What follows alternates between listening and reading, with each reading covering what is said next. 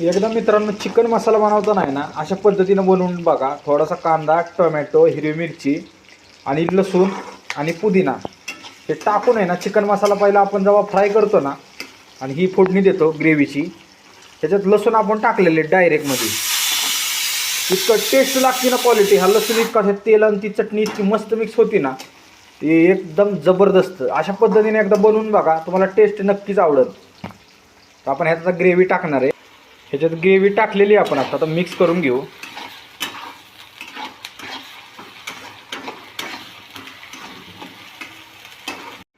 त्यात आपण चिकन मसाला पावडर टाकणार आहे.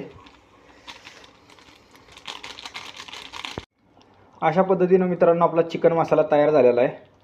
हे बघू शकता चिकनचे पीस. हा लसूण खाताना एकदम छान लागतो. आपला व्हिडिओ आवडल्यास मित्रांनो लाईक करा, शेअर करा, सबस्क्राईब करा. Food and travel with Vijay. Chicken masala आपला झालेला आहे रेडी. आपण आता टेस्ट करून बघू.